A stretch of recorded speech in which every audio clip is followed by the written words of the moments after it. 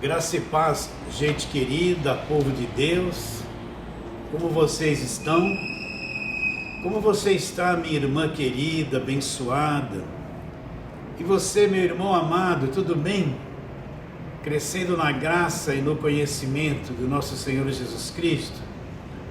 Acredito que sim, porque a coisa mais importante na nossa vida é nós crescermos no conhecimento e na graça de nosso Senhor Jesus Cristo. Porque o Evangelho não é uma coisa que tem fim.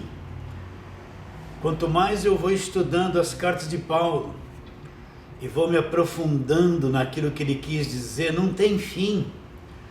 Você pega um versículo hoje, você acha que enxergou tudo, mas daqui a um tempo você volta nele e você enxerga um outro aspecto da verdade no mesmo versículo. E depois passa um tempo, você volta no mesmo assunto e parece que você está enxergando alguma coisa mais profunda naquilo que você achava que já tinha compreendido.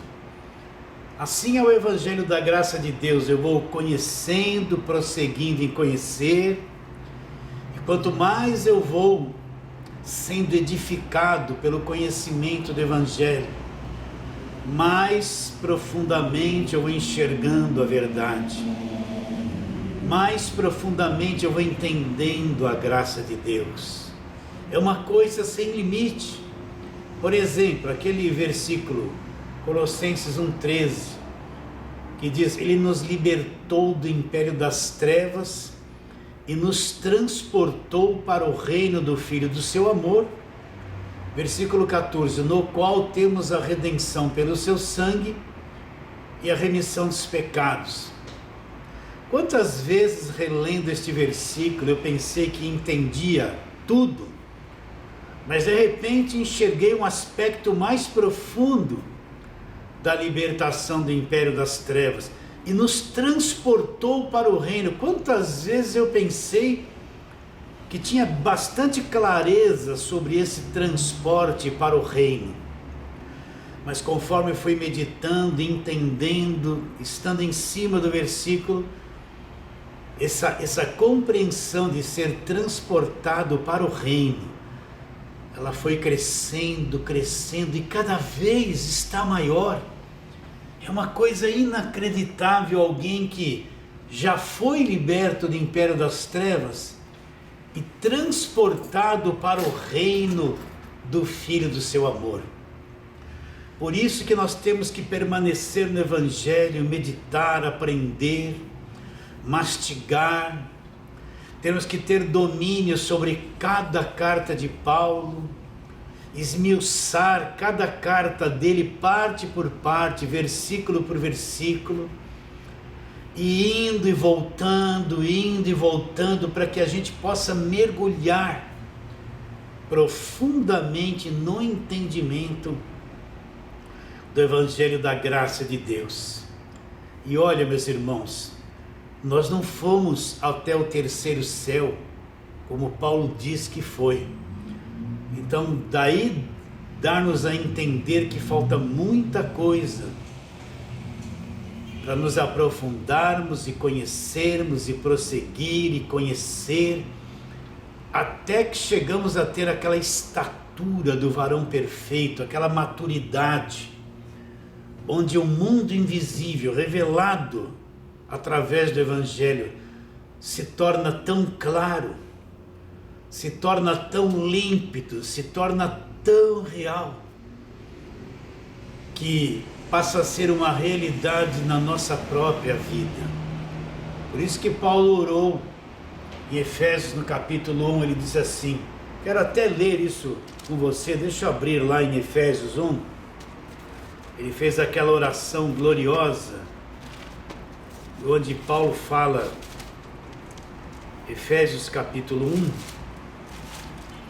onde Paulo diz a partir do versículo 15, por isso também eu, tendo ouvido a fé que há entre vós o Senhor Jesus, e o amor para com todos os santos, não cesso de dar graças por vós, fazendo menção de vós nas minhas orações, para que o Deus de nosso Senhor Jesus Cristo, o Pai da glória, vos conceda espírito de sabedoria e de revelação no pleno conhecimento dele. O que Paulo está pedindo? Que Deus, o Pai, concedesse espírito de sabedoria e de revelação lá no espírito deles. E Paulo continua dizendo: iluminados os olhos do vosso coração, para saberdes qual é a esperança do seu chamamento, qual a riqueza da glória da sua herança nos santos. Olha como isso é profundo. Paulo enxergava isso claramente, então ele está orando em favor dos Efésios e pedindo que Deus conceda lá no espírito deles, espírito de sabedoria e revelação no pleno conhecimento de Deus. Iluminar os olhos do coração, então quer dizer que o nosso coração, que é o nosso espírito, tem olhos que enxergam, que precisam ser iluminados. Iluminados para quê? Aí Paulo fala, para que a gente possa saber qual é a esperança do nosso chamamento. Um dia você foi chamado por Deus para entender o Evangelho da graça de Deus. Qual esperança que existe por trás disso? E ele diz: qual a riqueza da sua glória na sua herança nos santos. Então ele está dizendo que existe uma glória cheia de riquezas, que faz parte da herança dos santos. Então, que herança é essa? Até onde nós temos enxergado essa glória e essa herança dos santos que pertence a cada um de nós? Por isso nós precisamos nos aprofundarmos e aprofundarmos, entende? Crescer na graça e no conhecimento do Senhor Jesus Cristo, até enxergarmos claramente a profundidade do que é o Evangelho da graça de Deus. Por isso, não saias das cartas de Paulo, não fique indo para outras cartas, porque as outras cartas não têm clareza como Paulo teve clareza. Nem Pedro, João, Tiago, Judas foram até o terceiro céu, e a eles não foi revelado o Evangelho da graça de Deus, foi revelado a Paulo.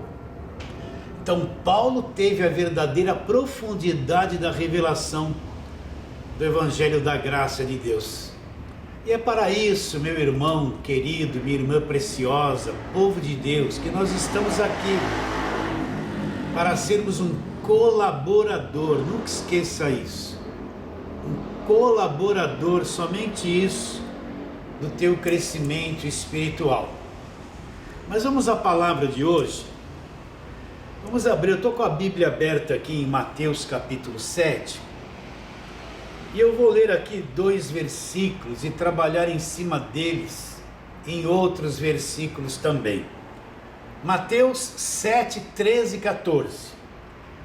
Entrai pela porta estreita, larga é a porta e espaçoso o caminho que conduz para a perdição, e são muitos os que entram por ela, porque estreita é a porta e apertado o caminho que conduz para a vida, e são poucos os que acertam com ela.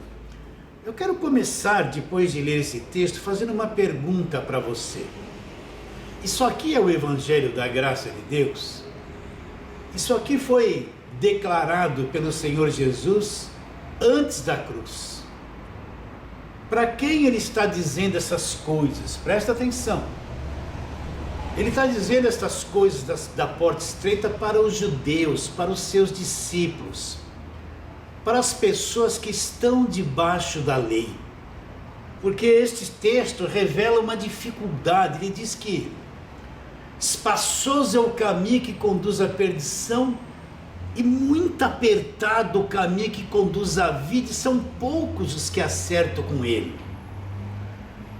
Por que ele diz e mostrou essa dificuldade? Porque esse texto aqui está sendo dito para o pessoal que está debaixo da lei. Você tem que entender que a nova aliança não começou. Jesus Cristo não foi para a cruz ainda, não derramou sangue. não disse está consumado. Então a nova aliança ainda não começou, porque a nova aliança começa da cruz para frente. Você quer entender o que é nova aliança? O que é o Novo Testamento? Apesar de Mateus, Marcos, Lucas e João estarem aqui no Novo Testamento, na divisão da Bíblia, porém, isso aqui não é o Evangelho. Isso aqui é a narração da história de tudo que Jesus Cristo fez aqui na terra como judeu, cumprindo a lei, se submetendo à lei. Mas a nova aliança começa da cruz para frente, começa lá em Romanos. Então você tem que entender isso claramente. Por exemplo, aquele texto da mulher que tinha um fluxo de sangue ou uma hemorragia e foi curada quando tocou na veste de Jesus, é evangelho? Não é evangelho. Porque tudo isso foi dito e manifesto antes da cruz. O evangelho começa da cruz para frente, nunca esqueça isso. O evangelho selado com o sangue de Jesus começa da cruz para frente, quando Jesus diz está consumado, e ali ele morre, dali para frente é que se inicia a nova aliança no sangue dele. Se você não for bem dividido nesse conhecimento, você vai viver numa confusão, porque você vai trazer um montão de coisas antes da cruz e misturar com aquilo que aconteceu depois da cruz, e achar que essa mistura é evangelho, mas não é. Muitas coisas que Jesus afirmou aqui em Mateus, Marcos, Lucas e João, antes da cruz, é para aquele povo judeu, para aquele pessoal que está debaixo de lei. O próprio Senhor Jesus Cristo, ele está cumprindo a lei, ele nasceu debaixo da lei para cumprir a lei. Então qual a conclusão que a gente chega? É que essa porta estreita, porque ela é estreita? Porque a lei, tudo era estreito. A porta estreita era a dificuldade de se cumprir a lei, de cumprir-se todas as obras da lei. Então Jesus disse, olha, espaçoso é o caminho que conduz à perdição, muitos entram nele, mas é apertado o caminho que conduz à vida, porque o caminho da lei era apertado, era por obras, exigia a perfeição de quem jamais teria condições de ser perfeito. Então vamos trabalhar nisso. Eu sei que eu já falei muito a respeito disso, mas vamos trazer mais clareza sobre esses textos. Então vamos lá para Gálatas capítulo 4, porque você tem que entender que o verbo se fez carne e se fez homem na pessoa de Jesus Cristo. Jesus Cristo é Deus em forma de homem. O que ele veio fazer? Ele veio cumprir o Velho Testamento, ele veio cumprir a lei, nos libertar da lei e estabelecer uma nova aliança. Você tem que ter essa divisão dentro de você com muita clareza, com muito entendimento, para não gerar confusão na tua mente e no teu coração.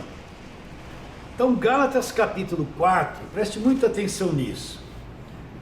Versículo 4, diz assim: vindo porém a plenitude do tempo, Deus enviou o seu Filho, nascido de mulher, nascido sob a lei. Para quê?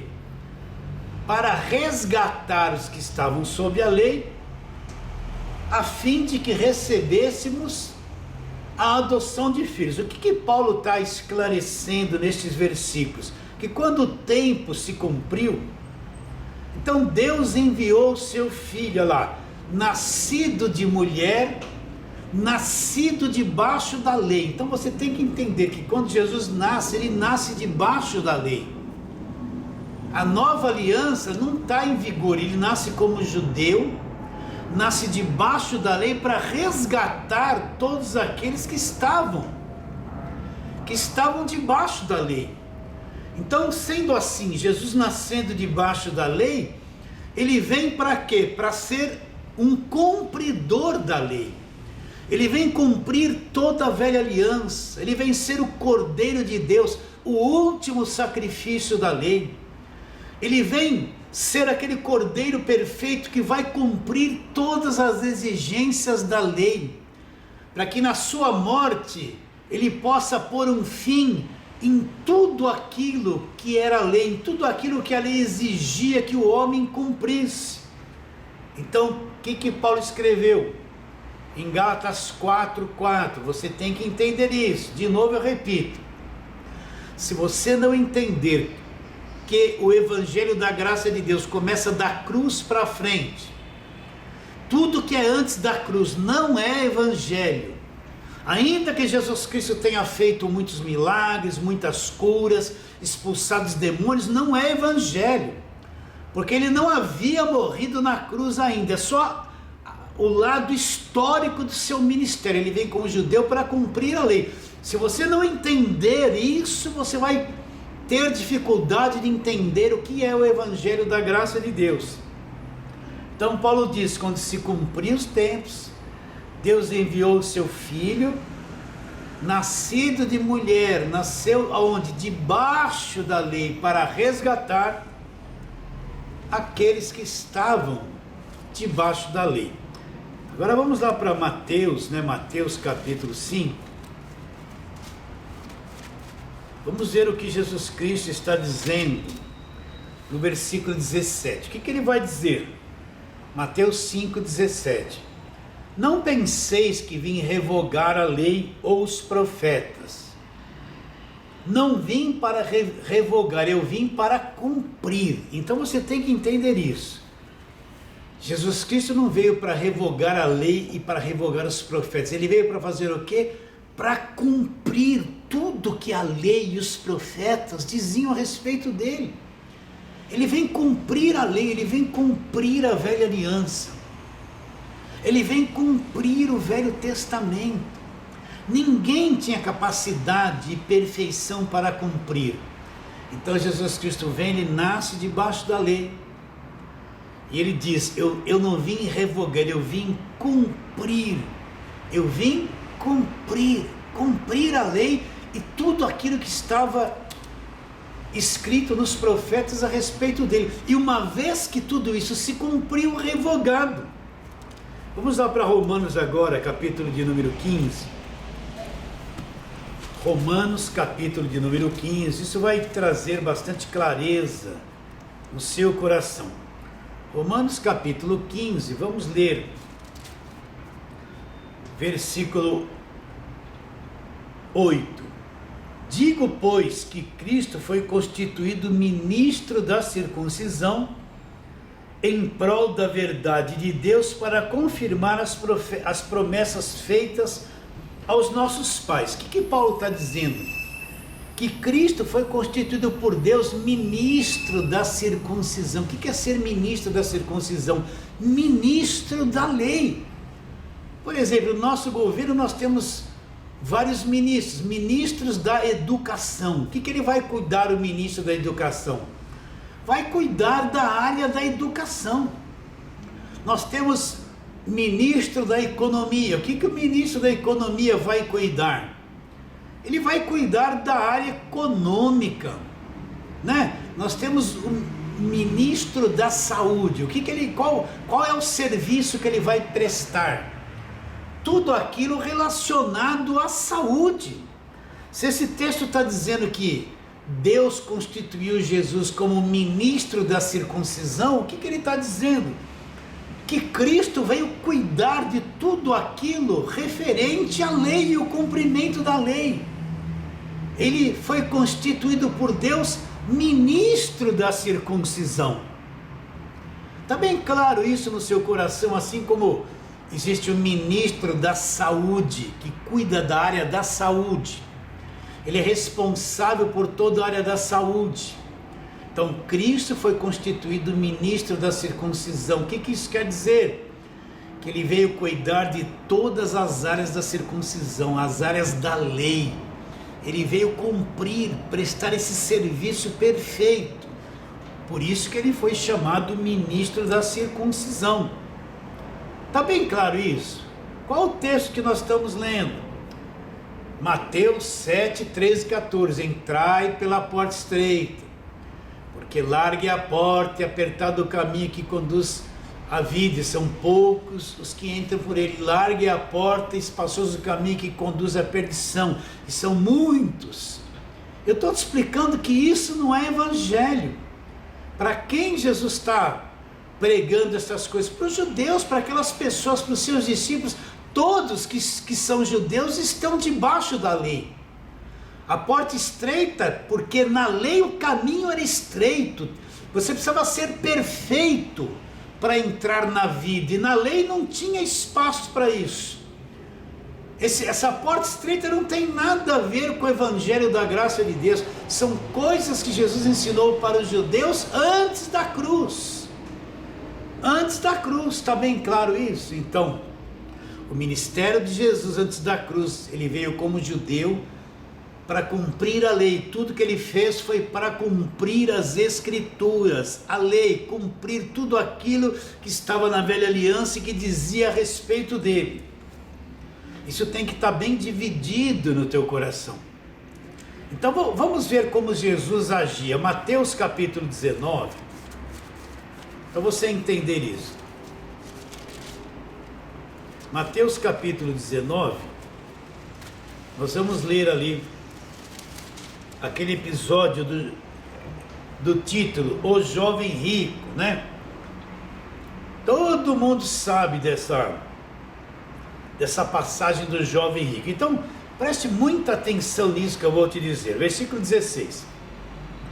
Eis que alguém, aproximando-se, lhe perguntou: Mestre, que farei eu de bom para herdar a vida eterna ou alcançar a vida eterna? Então, olhe para mim, preste atenção.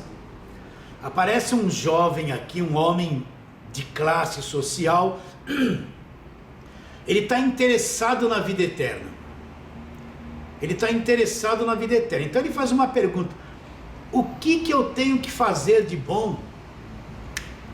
O que eu tenho que fazer de bom para herdar a vida eterna? Na mente dele, ele acha, como ele veio com os princípios da lei, ele acha que ele, fazendo coisas boas, fazendo obras boas, ele vai herdar a vida eterna.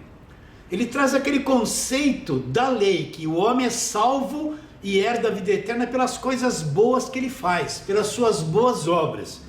Agora olha a resposta de Jesus. Olha a resposta de Jesus. Veja bem. Respondeu-lhe Jesus: por que me perguntas acerca do que é bom? Bom só existe um. Se queres, porém, entrar na vida, guarda os mandamentos. E ele perguntou: quais? Respondeu Jesus: não matarás, não adulterarás, não furtarás, não dirás falso testemunho, honra teu pai e tua mãe, e amarás o teu próximo como a ti mesmo. Olha que coisa interessante, ele vem interessado na vida eterna, na concepção dele, que é uma concepção da lei, ele pode fazer obras boas para ter a vida eterna.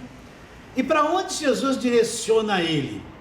Jesus não teria que falar para ele: olha, pela graça sois salvos mediante a fé, isso não vem de vós, é um dom de Deus. Jesus não teria que ter pregado para ele: olha, você não precisa fazer nada, basta acreditar em mim, que você vai ter a vida eterna sem nenhuma obra e sem guardar a lei. Agora, por que Jesus não falou isso para ele? Porque Jesus está cumprindo a lei. Vocês estão entendendo? Jesus é servo da circuncisão, ele está cumprindo a lei. Jesus não pregou o evangelho da graça de Deus para ele. Por quê? Porque o evangelho da graça de Deus, ele vai começar depois da cruz. Vocês estão entendendo o que eu estou dizendo? O evangelho da graça de Deus vai começar depois da cruz. Não está em vigor ainda. Jesus vem cumprir a lei. Então esse homem vem interessado na vida eterna. Jesus não falou nada da graça de Deus para ele. O que Jesus falou para ele? Sabes os mandamentos, e apontou ele para a lei. Por que ele não pregou o evangelho da graça de Deus para esta pessoa? Vou repetir. Porque ele está cumprindo a lei, ele é servo da lei. A lei está em vigor. Ele não podia pregar o evangelho da graça de Deus porque ele não havia passado pela cruz ainda, e o evangelho da graça de Deus, a nova aliança, não havia começado.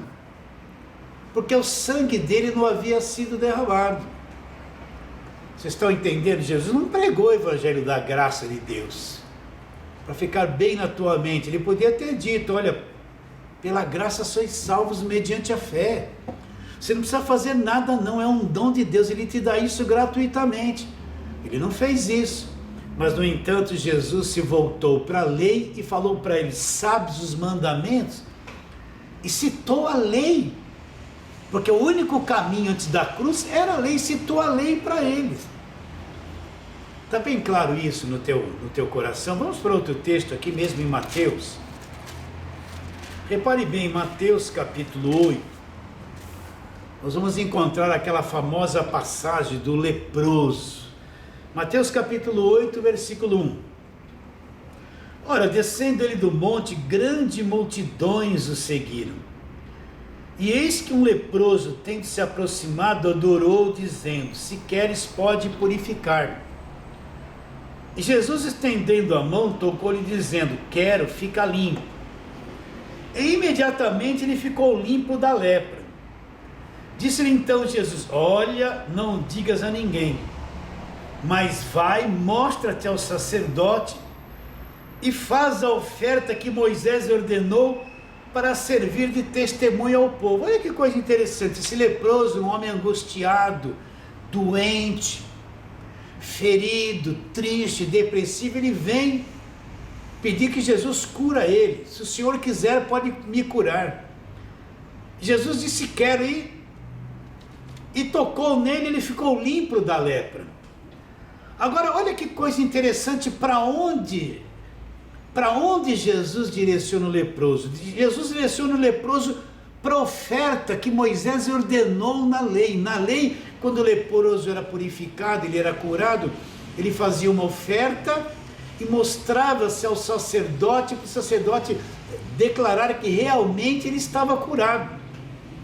Olha, depois que Jesus curou ele, que ele foi curado, olha o que Jesus pede: para ele cumprir a lei, para ele obedecer aquilo que a lei pedia. Olha lá, então disse-lhe Jesus: olha, não digas a ninguém, mas vai, mostra-te ao sacerdote e fazer a oferta que Moisés ordenou para servir de testemunho ao povo. Jesus direciona ele para fazer a oferta de acordo com a lei e se mostrar ao sacerdote.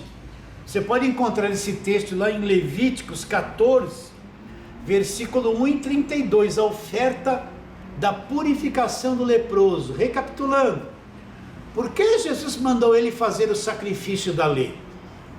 Porque Jesus mandou ele para o sacerdote, né? E servir de testemunho. Porque Jesus direcionou ele para a lei. Por quê? Porque a lei estava em vigor.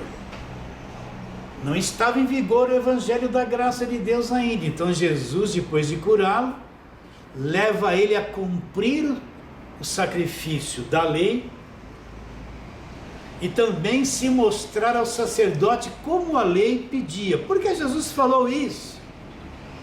Porque o Novo Testamento não começou. Pastor, o senhor está repetindo muito isso. Eu preciso falar assim, para que você memorize isso, para que os véus da mente que a lei causou, esses véus, limpe a tua mente por completo. Então por que Jesus direcionou ele ao sacrifício da lei e ao sacerdote? Porque a nova aliança não está em vigor. Jesus não morreu na cruz, o sangue não foi derramado. Logo, essa passagem aqui não é evangelho da graça de Deus. Isso aqui é a história dos feitos de Jesus Cristo cumprindo a lei. Por isso que Jesus direcionou ele a cumprir a lei. Vamos ver outra coisa, Mateus capítulo 15. Outro texto interessante.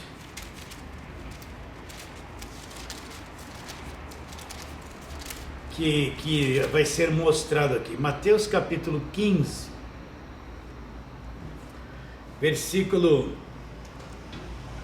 A partir do versículo 21, é aquela mulher Ciro-fenícia, ou outra tradução fala mulher cananeia. Então vamos ler esse texto com calma. Partindo Jesus dali, retirou-se para os lados de Tiro e Sidom. Eis que uma mulher cananeia que viera daquelas regiões clamava: Senhor, filho de Davi, tem compaixão de mim. Minha filha está horrivelmente endemoniada. Ele, porém, não respondeu palavra. Os seus discípulos, aproximando-se, rogaram-lhe: despede-a, pois vem clamando atrás de nós. Ele, porém, mas Jesus respondeu: não fui enviado senão as ovelhas perdidas da casa de Israel. Ela, porém, veio e adorou, dizendo: Senhor, socorre-me. Olha como Jesus foi duro com essa mulher. Então ele, respondendo, disse: não é bom tomar no pão dos filhos e lançá-los aos cachorrinhos. Ela contudo replicou: sim, Senhor, porém os cachorrinhos comem das migalhas que caem da mesa dos seus donos. Então lhe disse Jesus: ó mulher, grande é tua fé, faça-se contigo conforme queres.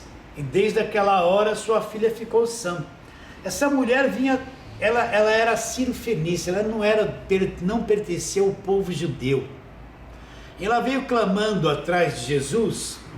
E Jesus, por que não atendeu ela? Ela era uma gentia, como eu, como você. Por que Jesus não atendeu ela? Os discípulos chegaram: Senhor, atende essa mulher porque ela vem gritando aqui atrás de nós. Mas por que Jesus não ligou para ela? Porque Jesus desprezou? Porque ela não fazia parte do povo judeu. E o que Jesus respondeu para eles? Eu não fui enviado senão as ovelhas perdidas da casa de Israel. Olha as palavras de Jesus. Era uma mulher gentia, uma mulher cananeia, e Jesus disse: eu não fui enviado para ela. Eu fui enviado para quem? Para as ovelhas perdidas da casa de Israel. Eu fui enviado para os judeus, e não atendeu ela. E quando ela se aproximou dele e o adorou e pediu socorro, o que ele disse? Não é bom tomar no pão dos filhos e deitá-los aos cachorrinhos. O que Jesus quis dizer com isso para ela? Ele era o pão dos filhos. Quem eram os filhos? Os filhos eram os judeus. Você sabe que os judeus se achavam superiores e tinham os demais povos como cachorrinhos, uma raça inferior. Eles eram os portadores da lei e se achavam superiores das demais raças. E na lei era proibido um judeu entrar na casa de um gentil. Você sabia disso? Então Jesus tratou ela duramente. Não é bom tomar o pão dos filhos e deitá-lo aos cachorrinhos. Tratando ela como o judeu trataria um gentil, como um cachorrinho. Ela respondeu, e ela respondeu: sim, Senhor, mas por isso os cachorrinhos comem das migalhas que caem da mesa dos seus donos. Então ela falou: tudo bem, eu entendo que os judeus nos consideram cachorrinhos, mas eu só quero uma migalhinha. Os cachorrinhos comem das migalhinhas que caem da mesa dos seus donos. Jesus conferiu essa bênção para ela. Mas Jesus falou: não fui enviado, presta atenção nessa declaração dele, senão as ovelhas perdidas da casa de Israel. O tempo dos gentios não havia começado ainda. O evangelho da graça de Deus não estava em vigor ainda. Jesus não havia passado pela cruz, derramado sangue, estabelecido a nova aliança. Por isso que ele afirmou que não havia sido enviado senão as ovelhas perdidas da casa de Israel. Ele está cumprindo a lei. Ainda não era permitido pregar o evangelho aos gentios. Por isso que ele disse: fui enviado às ovelhas perdidas da casa de Israel. Vamos agora para Mateus capítulo 10. Jesus mandou os discípulos pregarem o evangelho, mas Jesus não autorizou os discípulos pregarem para os gentios, mandou pregar só para os judeus. Vamos ler aqui Mateus capítulo 10. Nós vamos encontrar aqui Jesus recrutando os seus discípulos. Vamos lá, Mateus 10, versículo 1. Tendo chamado os seus 12 discípulos, deu-lhes autoridade sobre espíritos imundos, para expelir demônios e para curar toda sorte de doenças e enfermidades. Agora ele vai citar aqui o nome dos 12. E o nome dos 12 discípulos são esses: Simão, por sobrenome Pedro; André, seu irmão Tiago, filho de Zebedeu; e João, seu irmão, Filipe, Bartolomeu, Tomé, Mateus, o publicano, Tiago, filho de Alfeu, e Tadeu, Simão, o Zelote e Judas Iscariotes. Ele chamou os discípulos. Agora, qual a instrução que Jesus vai dar para os seus discípulos? A estes 12 enviou Jesus dando as seguintes instruções: não tomei rumo aos gentios, e nem entreis em cidade de samaritanos. Olha que coisa interessante. O evangelho não é para todos, mas o evangelho não está em vigor. Jesus não morreu na cruz. Então, qual instrução Jesus dá aos discípulos? Jesus não autoriza eles a pregar o evangelho aos gentios, só aos judeus. Por quê? Porque a nova aliança não está em vigor. Olha, isso aqui está diante dos nossos olhos. Está diante dos nossos olhos. Você entende? Então olha lá, vou ler de novo. A estes 12 enviou Jesus dando as seguintes instruções: não tomei rumo aos gentios, e nem entreis em cidade de samaritanos. Então Jesus mandou eles pregar o evangelho, e era proibido entrar na terra dos gentios. Eles não foram pregar para gentios. Jesus não autorizou eles a pregar aos gentios, e também não autorizou eles a pregarem para os samaritanos. Por quê? Porque os samaritanos eram a mistura do povo judeu com os gentios. Alguns judeus se casaram com os gentios, e na lei, nenhum judeu poderia casar com povos de outra raça, se tornaria um povo mesclado, perderia a raça pura dos judeus. Então esses samaritanos eram uma mistura de judeus com as outras raças. Então o judeu legítimo não considerava os samaritanos com sangue puro. Então Jesus também não autorizou os discípulos pregar o evangelho para os samaritanos, só para os judeus. Por quê? Jesus não está sendo ingrato, injusto, não. É que a lei está em vigor. E Jesus veio para as ovelhas perdidas da casa de Israel. A nova aliança não começou ainda, porque Jesus não foi para a cruz, o sangue não foi derramado, e a nova aliança não foi estabelecida. O evangelho da graça de Deus ainda está oculto. Por isso que Mateus, Marcos, Lucas e João, até a cruz, não é o evangelho da graça de Deus. É Jesus como judeu enviado para o povo de Israel, cumprindo a lei, vai ser o último sacrifício da lei, vai pôr um fim da lei. Daí para frente é que vai se iniciar o evangelho da graça de Deus. Está entendendo isso, meu irmão, minha irmã, gente preciosa? Então a porta estreita não faz parte do evangelho. Vamos voltar lá, Mateus capítulo 7, versículos 13 e 14. Para quem Jesus está falando isso? Ele está falando isso para aquele povo judeu que está ao redor dele. O que está em vigor? O que está em vigor? Está em vigor a lei. A lei era a porta estreita. Ninguém era perfeito, ninguém conseguia cumprir a lei. Por isso que ele diz assim: entrai pela porta estreita, largue a porta, espaçoso o caminho que conduz à perdição.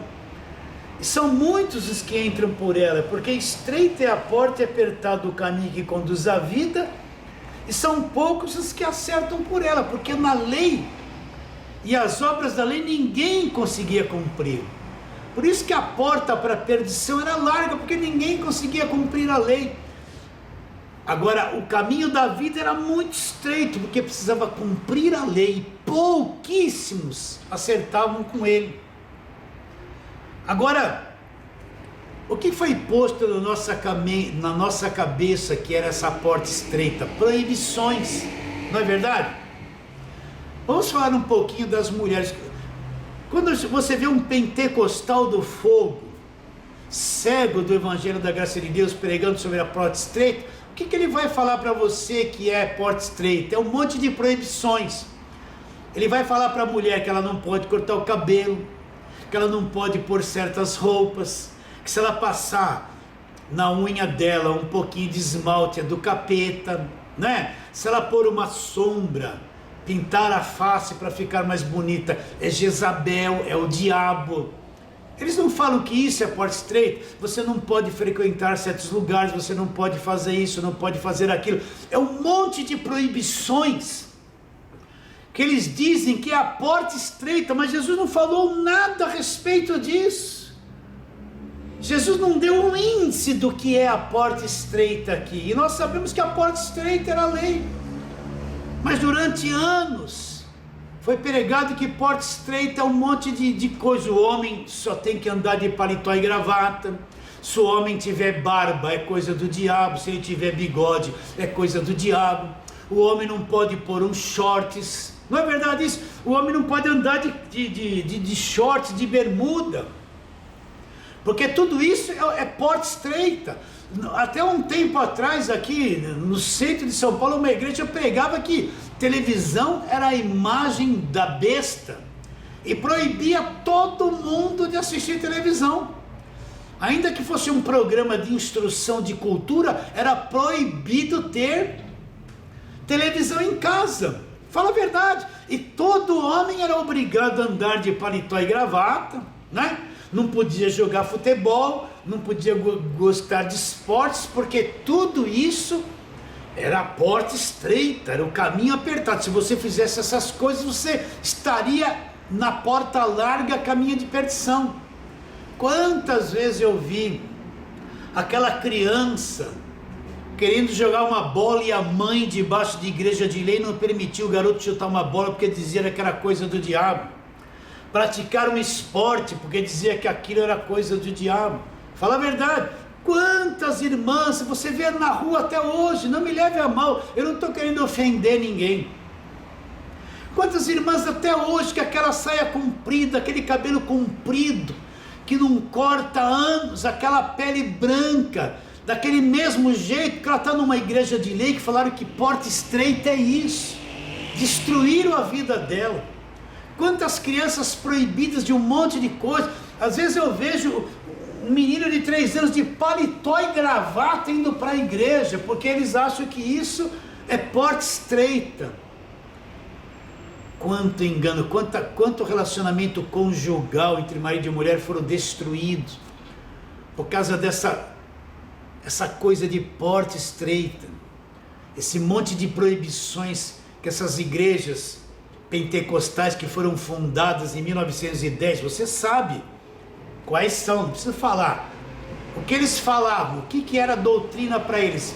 Um monte de proibições e só falar em línguas. Você vê que nas igrejas deles até hoje, você entra, a mulher vai para um lado e o homem para o outro. Nas igrejas deles até hoje, igreja de escravidão, ainda uma mulher tem que pôr véu. Porque escravizaram ela lá em Coríntios 11, na questão da cultura daquele tempo, e disseram que mulher não tem que usar véu e não pode cortar o cabelo. E até hoje, com a tecnologia avançada como está nos dias de hoje, ainda você vê o povo com a mentalidade da década de 10, década de 20, década de 30. Na década de 30 eu tenho fotografia dos meus avós, na década de 20, de 14. Como é que ele se vestia? O homem punha chapeuzinho, todo mundo de paletó e gravata, minha mãe, minhas tias, com aquele cabelo longo, porque era a cultura daquela década, daquele tempo. Mas você olha hoje a igreja de lei que fala de porta estreita, que é só proibições, ainda você vê as pessoas com aquela mesma aparência. Coitada das mulheres, foram destruídas, deixaram de ter aquela vaidadezinha boa que Deus permite ter, que é se cuidar, né? Algumas igrejas nessa porta estreita proibiam as mulheres de rapar os pelos da perna, de rapar as axilas. Olha que coisa perniciosa, destrutiva. Imagine o marido quando chega em casa, quer se aconchegar, a mulher vai ver a mulher com aquela pele, aquela perna peluda, aquelas axilas cheias de pelo. Isso era doutrina, até pouco tempo atrás, eu acho que em alguns lugares ainda são. E dizendo que isso é porta estreita. E a questão de roupa, pegaram um versículo lá da lei. Vamos ler ele aqui, está lá em Deuteronômio 22. Deuteronômio 22, nós vamos ler ali uma coisa interessante. É um versículo só. Fizeram uma enorme doutrina dizendo que isso é porta estreita. Olha lá, versículo 5. Deuteronômio 22, versículo 5. Pura lei. Pura lei. Quando é que isso foi escrito? Há milhares de anos atrás. Há milhares e milhares de anos atrás. Será que você entende isso? Então pegaram esse versículo e fizeram a doutrina da porta estreita. Olha lá. A mulher não usará roupa de homem, nem o homem veste peculiar da mulher, porque qualquer que faz tais coisas é abominável ao Senhor teu Deus. Pegaram esse versículo lá da lei, que o homem não pode vestir roupa de mulher e mulher vestir roupa de homem. Escravizaram as mulheres nos dias de hoje.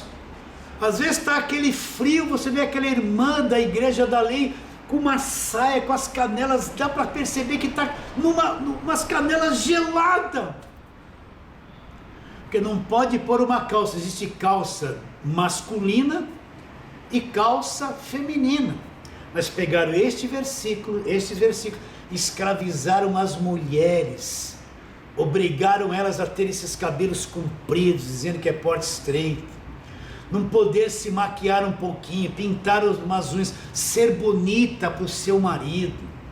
Destruíram a vida de mulheres. Essa porta estreita destruiu milhares e milhares de casamentos, de pessoas que viveram debaixo da lei, nessa doutrina de escravidão. Mas onde está esse versículo de roupa de homem e de mulher? Está lá na lei, direcionado ao povo judeu. Como que eles se vestiam? Eles acabaram de sair do deserto. Que roupa você acha que eles se vestiam naquele tempo da lei? Nada. Todo mundo usava vestidos, tanto homem como mulheres. Então, dizer que porta estreita, esse monte de proibições, não pode isso, não pode aquilo, não pode aquilo. Às vezes a pessoa tem uma família, faz parte da família que não é crente. Eles fazem o aniversário, convida o crente, mas o crente não vai, porque ele vai falando, é porta estreita, lá tem gente mundana, não vou me misturar com a minha família, porque lá tem um espírita, um católico, e a porta estreita me proíbe de me relacionar com os meus próprios familiares. E a porta estreita é a lei que conduzia à perdição, é a velha aliança que escravizava. Poucos acertavam o caminho da vida, porque ninguém conseguia cumprir a lei, era impossível ao homem cumprir a lei. Será que você entende isso? E durante essas décadas todas, você ainda vê no meio evangélico um povo escravizado. Por que pastor tem que usar paletó e gravata? Eu vejo muitos pregadores que pregam a graça de Deus, mas você vê que ainda tem o conceito de lei na cabeça, porque ele está lá de paletó e gravata. Por que tem que usar paletó e gravata para pregar? Não é uma escravidão isso? Um dia quente, um calor terrível, e ele está lá de paletó e gravata suando. Vou brincar com você, ele vai falar que é o fogo de Deus. Não, não é o fogo de Deus, não. É o paletó e gravata aí na garganta te apertando, fazendo você suar, porque na igreja dele não pode subir se não tiver de paletó e gravata. E quem fala da porta estreita, olha para os outros crentes que não se vestem, que a igreja não é como eles, fala assim, ó, é tudo mundano, tudo perdido, porque para ele ser salvo, tem que estar com aquela velha aparência, aquele velho comportamento. Só a igreja deles é certa. Por quê? Porque existe ali uma porta estreita. Então, qual a conclusão que a gente chega? Que Mateus capítulo 7, voltando lá para nós terminarmos, versículos 13 e 14. Isso aqui é um texto dito pelo Senhor Jesus antes da cruz. E não tem nada a ver com esse monte de proibições de porta estreita que as igrejas da lei pregam até os dias de hoje. Então o que Jesus Cristo diz? Entrai pela porta estreita, Largue a porta, espaçoso o caminho que conduz para a perdição, e são muitos que entram por ela. Porque estreita é a porta e apertado o caminho que conduz à vida, e são poucos os que acertam com ele. Para quem Jesus está dizendo isso? Para o pessoal da lei. O pessoal que está debaixo da lei, que ninguém conseguia cumprir a lei. Então a lei era a porta estreita e apertado o caminho, que condenava. Não era esse monte de proibições, esse jugo pesado que o pessoal põe em cima das pessoas, esse jugo que atrapalha o relacionamento de marido e mulher, de pais, filhos e pai. Os garotos e as crianças não entendem porque tem que usar certas roupas, são obrigados. Aquela menina adolescente não entende porque tem que estar com o cabelo comprido, só aí de saia na escola. Aí ela chega lá na escola, tem um monte de meninas de calças escolares, e ela é discriminada porque tem que estar com aquela aparência de santidade falsa. Tem que estar ali, entrar pela porta estreita, que não tem nada a ver com esse monte de proibições. Será que você aceita a palavra de hoje? Quando eu falo assim, eu não estou falando nada contra as pessoas, contra as irmãs, contra os irmãos. Mas quem não entendeu que a lei é escravidão, vive em escravidão. Quem não entendeu que o evangelho começa depois da cruz, e você vê as cartas de Paulo, Paulo nunca falou nada da roupa de ninguém. Paulo nunca citou que roupa você tem que usar ou não tem que usar. Paulo disse: tudo me é lícito, mas nem tudo convém. Então você usa a roupa que você tem liberdade de usar. Se você vai pôr uma roupa que não convém, então não ponha. Mas Paulo nunca escravizou a igreja com esse tipo de palavreado, de porta estreita. Ele nunca nem citou a porta estreita nas cartas dele. Então, meu irmão, minha irmã, seja livre. Eu sei que muitos que vieram de igrejas de lei estão se chegando a nós, ainda tem aqueles costumes do cajado, né? Se liberte disso, se liberte de todas essas coisas. Minha irmã, seja livre na tua aparência. Sabe que o teu marido gostaria de ver você maquiadinha, com um rosto mais, não que você seja feio, mas um rosto bonito para ele. Você está entendendo? Ele chegando em casa, você com uma aparência bonita, jovial, sem aquele coque no cabelo, aquela mesma coisa, coitado, ele te vê assim há 30 anos. Se liberte.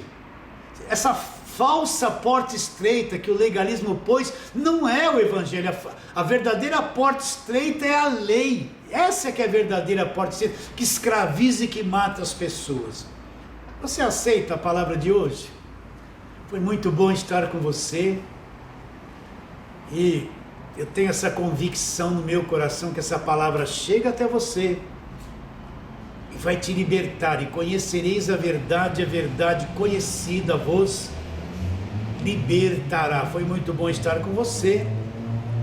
Eu sei que você está aí. Quero declarar que eu vos amo muito no Senhor, e como já disse, tenho um grande interesse na sua vida. Não esqueça isso.